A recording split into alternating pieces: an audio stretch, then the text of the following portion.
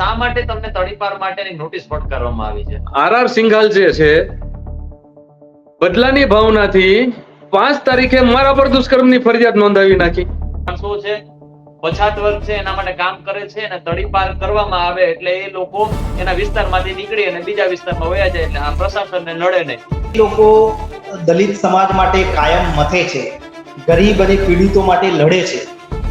એમની સામે આ એક પ્રકારની સ્ટેટ પ્રેરિત એટ્રોસિટી છે, એટલે કે રાજ્ય સરકાર દ્વારા જે અત્યાચાર કરવામાં આવતો હોય એ પ્રકારનો આ અત્યાચાર છે. એટલે સરકાર કૌશિકભાઈ એવું કહી શકાય કે પાસાની આ પૂર્વ તૈયારીઓ થઈ રહી છે? હા, બિલકુલ કહી શકાય. ત્યાં દારૂ વેચાય છે, જે 2 નંબરના ધંધા થાય છે ને પોલીસને ઈ લોકો ગમે છે, પણ આગેવાન કાર્યકર્તા નથી ગમતા. ખાસ કરીને જે પછાત વર્ગમાંથી લોકો આવે, ગરીબ વર્ગમાંથી લોકો આવે છે, એના જે મુદ્દા ઉઠાવી રહ્યા છે એ લોકોને પેલા ટાર્ગેટ કરે છે. મારામાં તો બાબા સાહેબ આંબેડકરના વિચારો જે છે એના લીધે થઈ અમે મેદાનમાં છીએ અને હજી લડતા રહેશું. બગદાણાની વાત, જ્યારે કોળી સમાજના તમામ ધારાસભ્યો એક થઈ જાય છે, નેતાઓ એક થઈ જાય છે, પરંતુ આવી મેટર બને છે ત્યારે દલિત સમાજના નેતાઓ ક્યાં જાય છે? હરીફરીને એક ને એક વ્યક્તિ આપણા છે, જિગ્નેશભાઈ, અમારા ધારાસભ્ય છે, જિગ્નેશભાઈ રાડું નાખ્યા રાખે. જિગ્નેશભાઈ છે એક બોલવા વાળો માણસ. એપીના જે છે ધારાસભ્યો, ઈ તો મારી જેવા કાર્યકર્તાઓ તો અંદર જાય તો તેને સારું લાગે, કે આ નડતો જાય તો તેને સારું. તમને નોટિસ મળી છે, આગળનો સ્ટેપ તમારું શું રહેશે? નોટિસની જે છે કાયદેસરની પ્રક્રિયા પૂરી કરવાની છે. મને તો ખબર જ છે કે આ લોકો મને તડીપાર કરશે.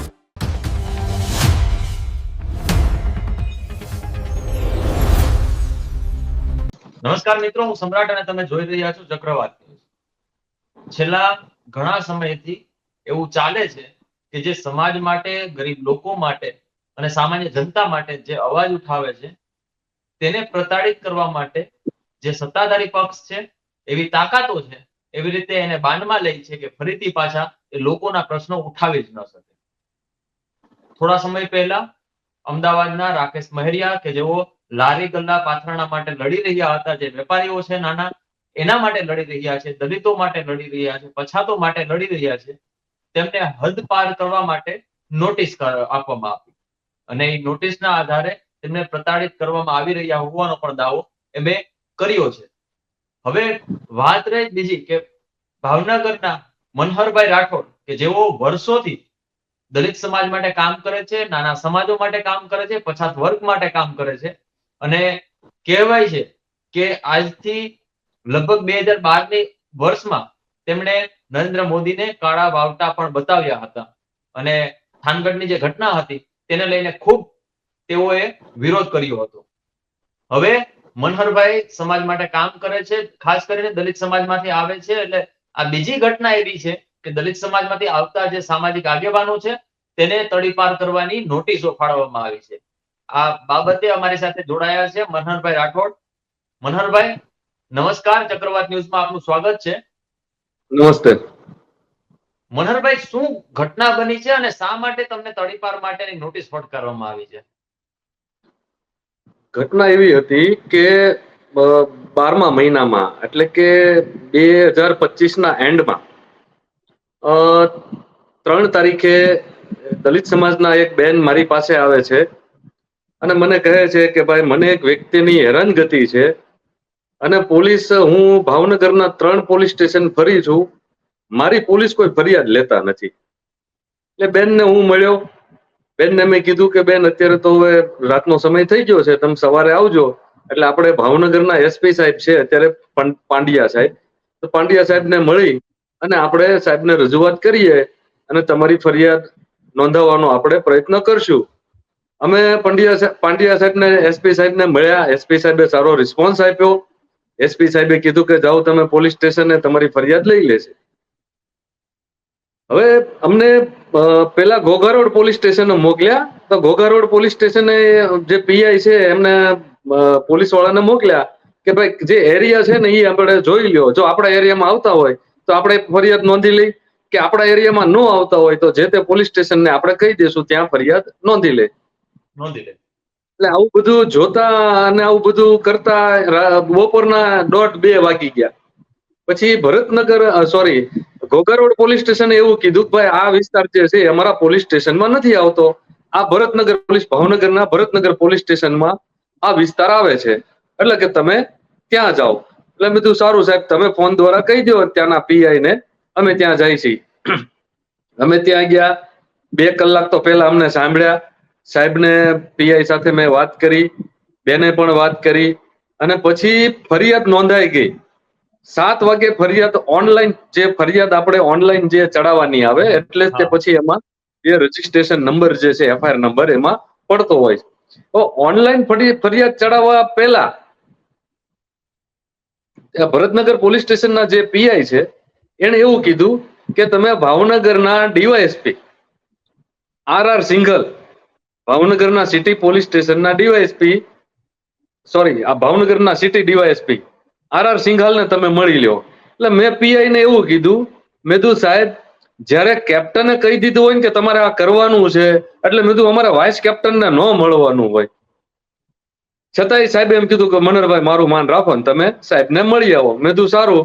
મેં કીધું અમારે સાહેબને નથી મળવું, સાહેબને તમે કહો છો મળવાનું, તમે સાહેબને ફોન કરીને કહી દો કે ભાઈ આ બેન ભાઈ જે છે, પીડિત મહિલા અને મનહરભાઈ તમને મળવા આવે છે, તમે મળી લેજો. એટલે 2-5 મિનિટ જેવું અમે ત્યાં ગયા, પાછા સિટી આપણે એસપી ડીવાયએસપી કચેરીએ અમે બહાર ઉભા હતા. એટલે ત્યાં કોઈ પોલીસ વાળા બહાર હતા, એટલે મેં એમને કીધું કે ભાઈ અમે નથી, સાહેબે અમને બોલાવ્યા છે, સાહેબને કહો તો અમે મળવા આવીએ. ત્યાં ઓચિંતાના સાહેબ બહાર આવી ગયા. બહાર આવ્યા એટલે સ્વાભાવિક રીતના હોય, હવે ભાવનગરના એક પોલીસ વાળા આપણને, મને ઓળખે છે, વ્યક્તિગત રીતના ઓળખે. એટલે મેં સાહેબને કીધું, મેં કીધું સાહેબ તમે કીધું તું એટલે મળવા આવ્યા છે. હા, કે બોલો શું છે? મેં કીધું સાહેબ આ બેન છે, પીડિત મહિલા છે બેન, અને એમને આવો પ્રશ્ન છે, તો કે એના માટે અમે બેઠા છીએ, તમારે કોઈ આગેવાનો આવવું નહીં. મેં કીધું સાહેબ આવું તમે ન બોલી શકો, મારી સમાજની મહિલા છે, મારે સમાજની બેન દીકરી છે, એ બેન મારી પાસે આવ્યા છે એટલે હું તમારી પાસે આવ્યો છું.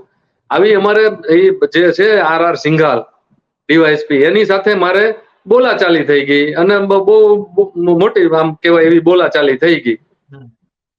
પછી આ બોલાચાલી થઈ એટલે એ બેન બોલ્યા મારા તરફથી કે ભાઈ સાહેબ, હું આટલા અઠવાડિયાથી પોલીસ સ્ટેશન 3 પોલીસ સ્ટેશન ફરું છું, તમે કઈ મને જવાબ નથી આપતા.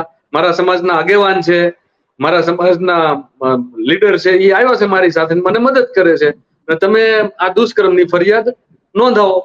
એટલે આવી રીતના આવી ચર્ચા થઈને પછી ડીવાયએસપી આર સિંઘાલ છે, એની સાથે મારે આ બેનને ન્યાય અપાવવા માટે થઈને બોલાચાલી થઈને અમે ત્યાંથી નીકળી ગયા. એટલે મેં બેનને કીધું બેન, હવે તમે સવારે આપણે એસપી ને મળી લીધું, ડીવાયએસપી ને મળી લીધું, એટલે સવારે મેં કીધું આપણે આઈજી કચેરીએ તમે 11 વાગે આવજો. એટલે બેનને આવતા 4 તારીખ 12મો મહિનો ને 2025 નો એન્ડમાં બેનને આવતા વાર લાગી. એટલે 11-12 જેવું થઈ ગયું. એટલે અમે સીધા ભાવનગર આઈજી કચેરી ગયા. ત્યારે આઈજી કચેરીના જે આઈજી સાહેબ હતા એ ગૌતમ પરમાર સાહેબ હતા. ગૌતમ પરમાર સાહેબને આવતા વાર લાગી. એટલે એમના જે સાહેબના રીતે પણ રાખેલા હોય પીઆઈ ને મળ્યો હું. પીઆઈ આપણને ઓળખતા હતા. તો કે મનહરભાઈ તમે એક કામ કરો, પાછા તમે એસપી સાહેબ ને મળો. મેં કીધું એસપી સાહેબ ને મળ્યા, ડીવાયએસપી સાહેબ ને મળ્યા, હવે આઈજી સાહેબ ને મળવા આવ્યા છે. જો આ બેન પીડિત છે ને આ બેન ઉપર તમને દયા આવતી હોય તો તમે આ બેનની ફરિયાદ લઈ લેવાનું કયો. અને ભરતનગર પોલીસ સ્ટેશનમાં ફરિયાદ ઓલરેડી લખેલી પડી છે, ખાલી ઓનલાઈન ચડાવવાની છે આ. તો કે ના ના આમ ને તેમ. એટલે મેં કીધું કે ભાઈ તમને જો આ બેન ઉપર દયા આવતી તો ઠીક છે, બાકી આઈજી કચેરીની બહાર, ગેટની બહાર અમે ધરણા ઉપર બેઠા છીએ. તમને જો એમ લાગે કે આ બેનને ન્યાય અપાવવો છે તો અમને બોલાવજો, અમે ફરિયાદ નોંધાવવા વયા જઈશું. લગભગ એ બેન અને હું લગભગ અડધી કલાક કે પોણી કલાક જેવું બેસ્યા. ત્યાં તરત ભાવનગરના એસપી કચેરીથી 2 પોલીસ વાળા અને 1 લેડીઝ પોલીસ આવ્યા. અમને કીધું કે ચાલો મનહરભાઈ બેનની ફરિયાદ નોંધાવવાની છે. કીધું બેનને કઈ ડરાવવા ધમકાવાના હોય, બેનને કાંઈ તમારે બોલવાનું હોય તો અમારે કાંઈ કરવું નથી, અહીંયા બેઠા છે અમે બરોબર છે. તો કે ના ના એવું કાંઈ નહીં થાય. એટલે 4 તારીખ 12મા મહિનો 2025 એટલે કે 2025 ના એન્ડમાં અમે ગયા ભરતનગર, અને ભરતનગરમાં ફરિયાદ નોંધાઈ ગઈ. પણ જ્યારે હું આ આર સિંઘાલ છે સિટી ડીવાયએસપી એને મળ્યો હતો ને, ત્યારે સિંઘાલે મને કીધું હતું કે પછી ખબર છે ને એ કે મારી તો મેં તો સાહેબ આ તો સંઘર્ષ કરવાનો જ હોય, અને સંઘર્ષ તો રહેશે જ તે પોલીસને. અને મેં કીધું સાહેબ તમે કદાચ આવો ડરાવો ધમકાવશો તો હું કઈ ડરી નહીં જઈશ અને ડરીશ પણ નહીં. મારી સમાજથી તો ઠીક, પણ કોઈ પણ શોષિત પીડિતને ન્યાય આપવા માટે મારે લડવું પડે, અને મારી કોઈ હેલ્પ માંગશે તો હું શોષિત પીડિત અને વંચિત માટે એને ન્યાય અપાવવા માટે અને હક ને અધિકાર અપાવવા માટે હું લડતો રહીશ. એટલે આ બેનની ફરિયાદ થઈ ગઈ 4 તારીખે, દુષ્કર્મની બેનની ફરિયાદ નોંધાઈ. એના મારી પાસે એફઆઈઆર છે. એફઆઈઆર ની અંદર એ બેને પાછું લખાયું છે મારી સમાજના આગેવાન જે છે એ મારી સાથે આવેલા છે ફરિયાદ નોંધાવવાની. એ એફઆઈઆર માં મારું લખાયેલું છે કે ભાઈ તમારી સાથે કોણ ફરિયાદ નોંધાવ્યા, તો કે ભાઈ મારી સમાજના આગેવાન મનહર કે રાઠોડ આવેલા છે. આવી રીતના વાત થઈ. તો આર સિંઘાલ જે છે બદલાની ભાવનાથી 5 તારીખે મારા પર દુષ્કર્મની ફરિયાદ નોંધાવી નાખી. એ દુષ્કર્મની ફરિયાદમાં મને ખ્યાલ આવી ગયો કે આવા લોકો મારી ઉપર કાંઈક કાવતરું કર્યું છે. આર સિંઘાલે, બધા પોલીસ વાળા ખરાબ નથી, આર સિંઘાલ જેવા ખરાબ છે અને ખરાબ કહું જ છું ને કહેશે તે. અમારા ભાવનગરમાં ગઈકાલે જ એક મર્ડર થઈ ગયું. આ આર સિંઘાલના આવવાથી ભાવનગરની અંદર 6 વાર 2-4 દિવસ માંડ ખાલી જતા હોય એકાદું મર્ડર થાય જ છે. છતાંય 4-5 વર્ષથી અહીંયા છે આર સિંઘાલની બદલી થતી નથી. આટલો કરપ્ટ માણસ છે. પછી મને આવો ખ્યાલ આવી ગયો કે મારી પર ફરિયાદ થઈ છે. સમાજના આગેવાનો બધા એસપી ને એને મળવા ગયા. એસપી સાહેબે સારો રિસ્પોન્સ આપ્યો. એસપી સાહેબે મારા મમ્મીને બધાને આશ્વાસન આપ્યું કે ભાઈ મનહરભાઈના ઘરે કોઈ હેરાન કરવા એના મમ્મીને જાતા નહીં. એ કેસની અંદર હું હાઈકોર્ટ થી સ્ટે લઈને આવ્યો. અને આ બધા જે છે ને, આ મારા પુરાવા નથી, આ મેં માહિતીથી માંગેલા પોલીસ સ્ટેશનના પુરાવા છે. આ પોલીસ સ્ટેશનના પુરાવા છે ને એ પોલીસ માન્ય નથી રાખતી, મારા ઘરના નથી, આ પોલીસ સ્ટેશનના છે કે હું નિર્દોષ છું એની સાબિતી છે. આ તો પોલીસ આને માનતી નથી. એટલે એક રાગદ્વેષની ભાવનાથી આ મને કઈ પહેલી વાર તડીપાર નથી, આ બીજી વાર મારી ઉપર તડીપારની નોટિસ આવી. આની પહેલા મને 2023-24 તડીપાર કર્યો હતો. ત્યારે પણ હાઈકોર્ટમાં હું ગયો હતો અને નામદાર હાઈકોર્ટે તડીપારી રદ કરેલી છે. અને અત્યારે મારી ઉપર એક સામાન્ય જે છે એ ગુનો છે અને એની તપાસ હજી પોલીસે કરી નથી. હાવ સામાન્ય ગુનો છે અને એની તપાસ પોલીસે કરી નથી. અને હું એને તપાસ કરવામાં પૂરો સહયોગ આપું છું પોલીસને, પણ મારા પુરાવા લેતા નથી. એટલે આ પોલીસને જે છે ને, શાસન પ્રશાસનને કેવું હોય કે કોઈ માણસ સત્ય માટે લડતો હોય તેને ચૂપ કરાવવો હોય તો શું કરવું, તો આ લોકો એન કેન પ્રકારે આવા ખોટા કેસો કરી અને ચૂપ કરાવવાના પ્રયત્નો કરતા હોય છે. એટલે મનોહરભાઈ, આ જ ઘટના રાકેશ મહેરિયા સાથે પણ બની હતી અને કદાચ તમે જાણતા હશો કે એ લારી ગલ્લાના જે નાના વેપારીઓ છે એમના સામે, મતલબ એના માટે હંમેશા માટે લડતા હોય છે. એટલે કૌશિકભાઈ પણ આપણી સાથે જોડાયેલા છે અને થોડી વારમાં આવે છે કૌશિકભાઈ. જે મારો અવાજ આવી રહ્યો છે કૌશિકભાઈ? મારો અવાજ આવે છે? હા, આવી રહ્યો છે કૌશિકભાઈ, આવે છે. વાત કરીએ છીએ કે ભાઈ તડીપારની ઘટનાઓ હવે વધતી જાય છે. જેમ જેમ ચૂંટણીઓ નજીક આવી રહી છે તેમ તેમ પણ તડીપારની આ ઘટનાઓ વધતી જાય છે. લોકોને જે સમાજ માટે જે કામ કરે છે, જે નાના માણસો છે, પછાત વર્ગ છે, એના માટે કામ કરે છે અને તડીપાર કરવામાં આવે એટલે એ લોકો એના વિસ્તારમાંથી નીકળી અને બીજા વિસ્તારમાં વયા જાય. એટલે આ પ્રશાસનને નડે નહીં. શું કહેશો રાકેશ મહેરિયા પર પેલા આ ઘટના બની અને હવે મનહરભાઈ રાઠોડ ઉપર? બંને પર વાત એવી છે કે રાકેશ મહેરિયા છે એ ખાસ કરીને અત્યારે હાલ લારી ગલ્લા અને પાથરણાવાળા જે ગરીબ માણસો છે એમના માટે ખાસા વર્ષોથી સતત લડી રહ્યા છે. અને એ સિવાય પણ દલિત સમાજના પ્રશ્નો ઉપર વર્ષોથી એ કામ કરે છે. એમને તડીપાર કરવાની જે નોટિસ આપી છે એમાં પોલીસે 3 ગુના બતાવ્યા છે, પણ એ 3 ગુના માટે એમને તડીપાર કરવામાં આવશે એવી કોઈ વિગત અંદર લખી નથી. એમને અનનોન 5 વ્યક્તિઓના નિવેદન લીધા છે અને એ નિવેદન એવું કહે છે કે ભાઈ રાકેશભાઈ માથાભારે માણસ છે, મોટું જૂથબળ ધરાવે છે અને લોકોને ધમકાવે છે, જુદા જુદા લોકો પાસેથી માલ સામાન ખરીદીને એમને પૈસા આપતા નથી. આ પ્રકારનું ગ્રાઉન્ડ એમના કેસમાં લીધું છે.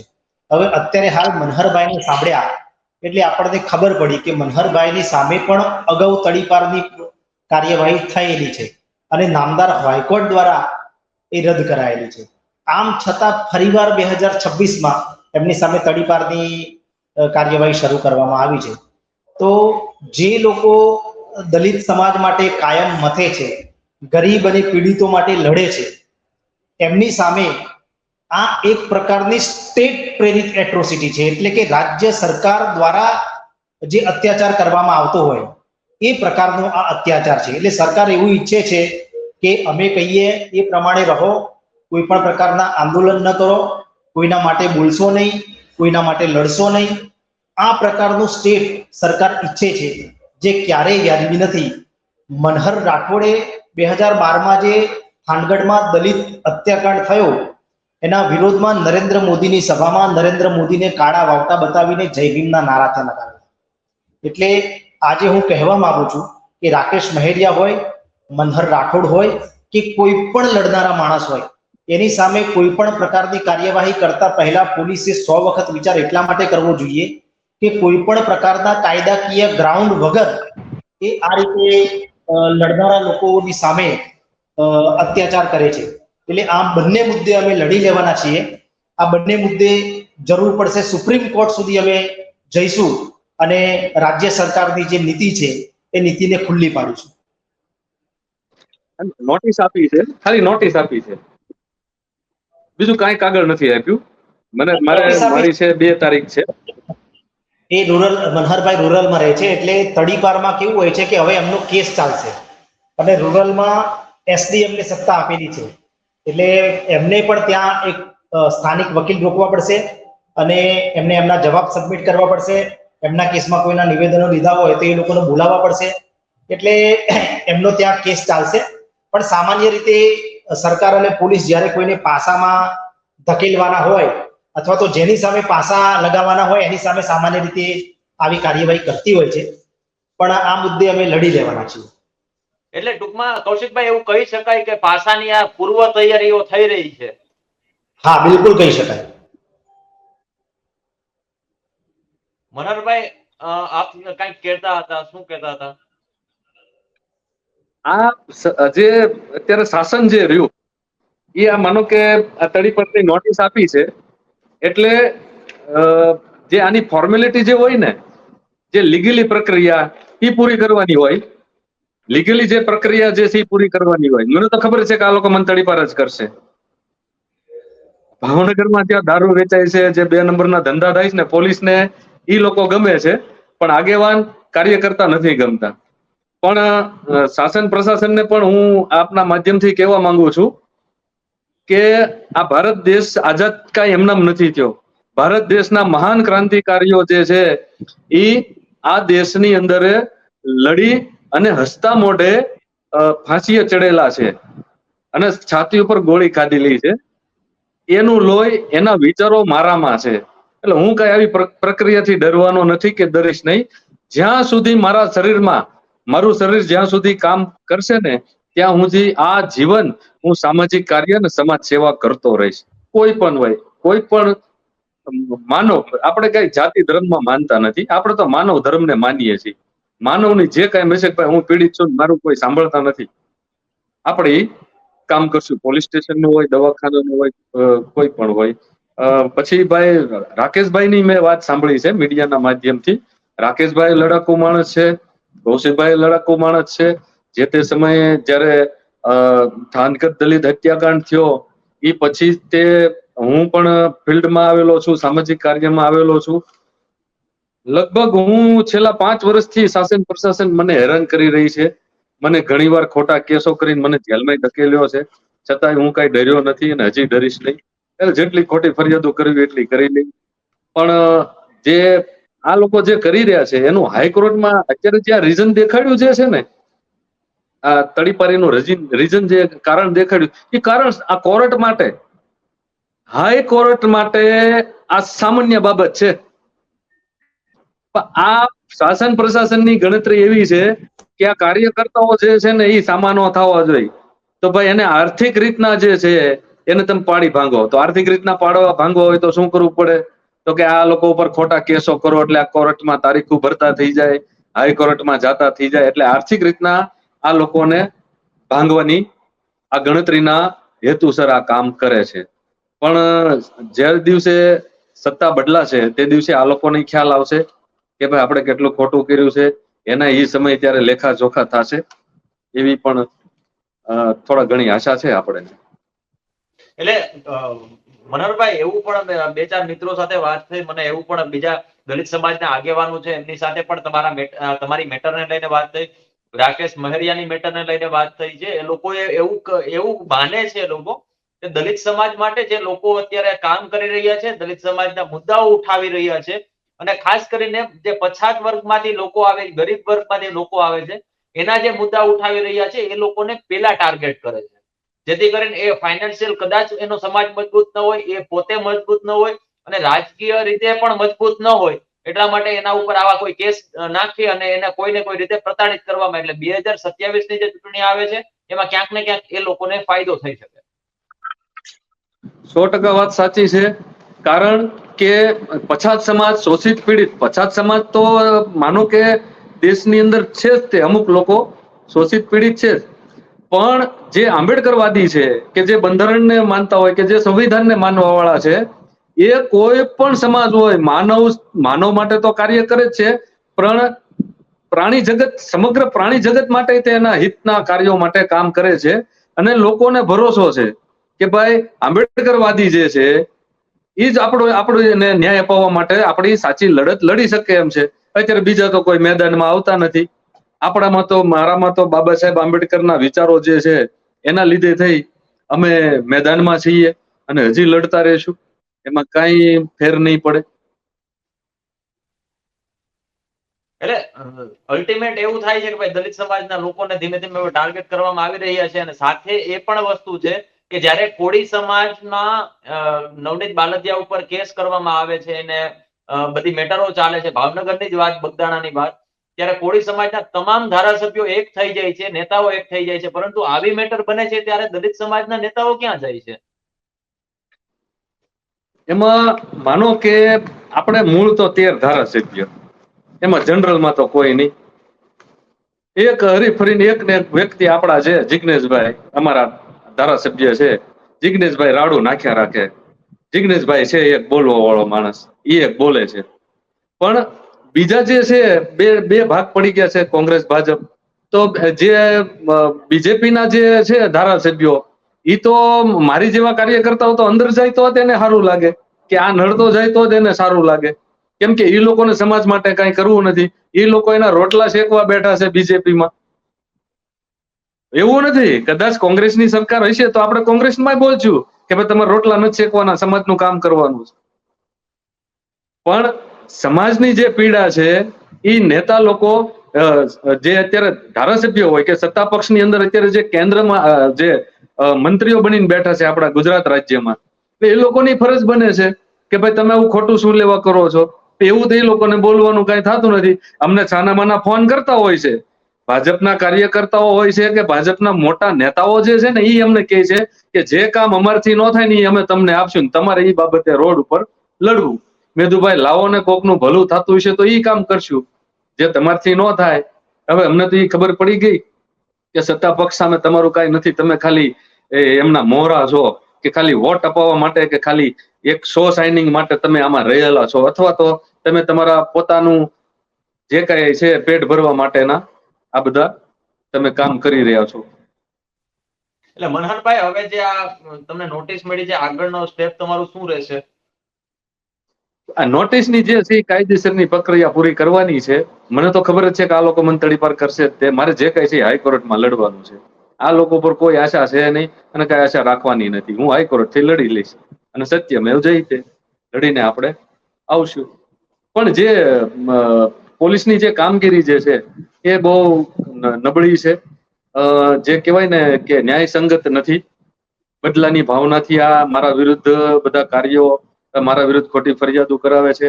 ફરિયાદો એવી રીતના કરાવે ને, એવા વ્યક્તિને, એવી મહિલાઓને લાવીને કરાવે છે કે લોકોને ખોટું હોય ને એ સાચું લાગે. એટલે આ બધું ષડયંત્ર છે. એક લીડર હોય, હું તો સામાન્ય માણસ છું. લોકો મને લીડર સમજે છે કે બે કામ તાકાતવાળો માણસ સમજે છે કે ભાઈ બહુ જોરદાર માણસ, બહુ જ માણસ છે. પણ હું એક સામાન્ય માણસ છું, ભારત દેશનો નાગરિક છું. જે સંવિધાન પ્રત્યે ન્યાય અન્યાયના હિતને હું જોવા વાળો છું, ન્યાયમાં માનવા વાળો છું, લોકો માટે લડું છું અને લડતા રહીશું. અને આ શું છે કે શાસન પ્રશાસનની અત્યારે એક સ્ટ્રેટજી છે કે કોઈ પણ લડવૈયો હોય, એક નથી કે દલિત સમાજ, પણ કોઈ પણ સમાજનો લડવૈયો હોય એને કેમ ચૂપ કરાવી દેવો, એને કેમ બેસાડી દેવો. અત્યારે આ એક ટ્રેન્ડ ચાલુ થયો છે, પણ આ ટ્રેન્ડ એ લોકોએ ન ભૂલવું જોઈએ કે 700 વર્ષનું મોગલોનું રાજ હતું, 200 વર્ષ અંગ્રેજોનું રાજ હતું. જો એ લોકોની સત્તા ટકી નથી રહી તો તમારી સત્તા નહીં ટકે. આ તમારે નહીં ને તો તમારા છોકરાઓને આ ભોગવવું ન પડે, ઈ વિચારીને હાલજો. એક કહેવત છે કે જુલ્મ ઉતના કરો કે જીતના જુલ્મ સહ શકો. એટલે કે જુલ્મ એટલો કરો કે તમે એ જુલ્મ સહી શકો. તો તમારામાં જુલ્મ એ સહવાની તાકાત ન હોય તો કોઈની ઉપર જુલ્મ કરાય નહીં. ગયા 23-24 જે મારી ઉપર તડીપારી થઈ હતી, મને તડીપાર કર્યો હતો, મને 2 વર્ષ માટે તડીપાર કર્યો હતો. પણ તડીપારની નિયમ કેવા હોય છે કે આ એસડીએમ જે હોય ને, એસડીએમ ને એના જિલ્લા પૂરતું હોય કે ભાઈ મારા જિલ્લામાં તમે નહીં, પણ બીજા જિલ્લા એનામાં લાગુ પડતા નથી, કેમ કે ત્યાં એસડીએમ ફરી જાય. એટલે બીજા જિલ્લાના જે છે ઈ આની જે છે ઈ એના ક્રાઇટેરિયામાં કે એના કાર્ય ક્ષેત્રમાં નો, એના જ્યુડિશરીમાં નો આવે. એટલે કદાચ મને ખરેખર ભાવનગર જિલ્લા બહાર કરી શકે, પણ મને એનો કોઈ અફસોસ નથી. કારણ કે એક વ્યક્તિ, જો મને તો કદાચ આ એસડીએમ તડીપાર કરશે, પણ એક વ્યક્તિને ભાવનગરની ગુજરાત હાઈકોર્ટે, એક મિનિટ, ભાવનગરની ગુજરાત હાઈકોર્ટે, એક જ મિનિટ, ભાવનગરની સોરી ગુજરાતની હાઈકોર્ટે હાલના ગૃહમંત્રીને તડીપાર કર્યા હતા જે તે સમય. ઈ અત્યારે આખા ભારત દેશના ગૃહમંત્રી બનીને બેઠા છે. એટલે કદાચ ભવિષ્યમાં હું કદાચ ગુજરાતનો આપણે કેન્દ્રના ન બન્યો તો કાંઈ નહીં, પણ ગુજરાતનો હું ગૃહમંત્રી બની જાય છે એનું કાંઈ એવી આશા તો હું રાખું જ ને. એવી તો આશા ન રાખી શકું ને. એમાં કોઈ ક્યાં ના પાડે છે. એક વાત રહી ગઈ, જયારે 2023-24 ની જે પ્રક્રિયા હતી ને, જયારે મને તડીપાર કર્યો ને, ત્યારે 2023-24 આખા ગુજરાતમાંથી લગભગ 200 દલિતોને તડીપાર ને આવું બધું કરેલું પાસાના હાથે. એ સમય 200 દલિતોને, એમાં કોક ને કોક કાર્ય કરતા હતા, બીજા નાના મોટા કાંઈક સામાન્ય પ્રશ્ન બન્યા હોય તો એ દલિતોને ટાર્ગેટ કર્યા હતા એ સમયે. એટલે આ લોકોને જે ચોપડા હોય એ બતાવવાના હોય કે જો આટલાને તડીપાર કર્યા, આટલાને પાસા કર્યા. એટલે આ લોકો બધી રૂટિંગ પ્રક્રિયા જે છે એ કરતા હોય છે. પણ નામદાર હાઈકોર્ટ પાસે આવી તડીપારી પાસા આ છે ને એ ઝીરો છે. હાઈકોર્ટ પાસે આ કાંઈ નથી, એ ઝીરો છે. આવું ક્યાં અમારી પાસે લઈને આવો? એક તો અમારી પાસે કામનો ભારણ છે ને તમે પાછું આવું વધારે બોજ આપો છો. એટલે એક એવી વિચાર એવો કરે, એમ આવું જાહેરમાં તો ન હોય, આવું નામદાર હાઈકોર્ટની આવી ટિપ્પણી હોય કે આ ક્યાં મનની અંદર એમ. એટલે સંઘર્ષ ચાલુ છે. જ્યારે 6 ડિસેમ્બર 2012 ની અંદર તત્કાલીન મુખ્યમંત્રી જ્યારે ગુજરાતના પનોતા પુત્ર કહેવામાં આવે છે અને હાલના અત્યારે વડાપ્રધાન નરેન્દ્ર મોદી જ્યારે મુખ્યમંત્રી હતા ગુજરાતના 6 ડિસેમ્બર 2012 ત્યારે ગુજરાતની વિધાનસભાની ચૂંટણી હતી અને અહીંયા બુધેલ ખાતે જ્યારે એમની જાહેર સભા હતી, લગભગ 25,000 જેવું માણસો હતું. ત્યારે મેં થાનગઢ દલિત હત્યાકાંડ વિશે જવાબ માંગેલો. એ સમયે તો મને કાંઈ ન થયું, પણ પછી ધીમે ધીમે આ લોકો જેમ માણસની પ્રતિષ્ઠા વધતી જાય સમાજની અંદર લોકો વચ્ચે, ત્યારે માણસને કઈ રીતના પાડી દેવો આ ભાવનાઓ રહેલી છે. અને આવી રીતના અત્યારે હાલનું શાસન પ્રશાસન કામ કરી રહ્યું છે. પણ આપણા ભારત દેશનું એવું સૂત્ર છે કે સત્યમેવ જયતે, એ સત્યમેવ જયતેના સૂત્રને આધીન આપણે લડી લેશું. કારણ કે મારા મધર જે છે એ મારા મધરે પણ લડવૈયા છે, મારા મધરે પણ લડેલા છે. મારા મધર જે છે એને સિંહ કહેવામાં આવે કે સિંહણ છે એમ કહેવામાં આવે છે. હવે એનો હું દીકરો છું તો હું કઈ થોડો નબળો, હું સિંહ જ છું ને લડી લેશું. આભાર મનહરભાઈ, અમારી સાથે જોડાવા બદલ અને જે આ મેટર છે એના વિશે વાત કરવા બદલ. અને હવે અમને આશા છે કે ખરેખર સત્યને ન્યાય મળશે અને જે ખરેખર લોકો તડીપારના હકદાર હોય એ લોકો ખુલ્લા ઘૂમી રહ્યા છે એવું લાગી રહ્યું, કારણ કે દરરોજ કાંઈક ને કાંઈક એવી ઘટનાઓ આવે છે, મારામારીની આવે છે, મર્ડરની આવે છે, ઘણી બધી એવી ઘટનાઓ આવે છે જે સમાજ માટે એ સ્વીકૃત ન હોય. અને જે બીજી ઘટનાઓ બની રહી છે જે ખરેખર ઘટનાઓ છે જ નહીં, એવા આ મનહરભાઈ રાઠોડ હોય કે પછી રાકેશ મહેરિયા હોય, એના જેવા જે લડવૈયા છે, જે સમાજ માટે, નાના લોકો માટે લડે છે, એ લોકોને ખોટા કેસમાં ફસાવી અને આવી રીતના તડીપાડની મેટરો કરવામાં આવતી હોય એવો મનહરભાઈ અને રાકેશ મહેરિયા બંને લોકો દાવો કરી રહ્યા છે. આ બાબતે તમારું શું માનવું છે કોમેન્ટ બોક્સમાં ચોક્કસથી જણાવજો. જો મારો વિડીયો પસંદ આવ્યો હોય તો લાઈક, શેર અને ચેનલને સબસ્ક્રાઇબ કરવાનું ભૂલતા નહીં. નમસ્કાર.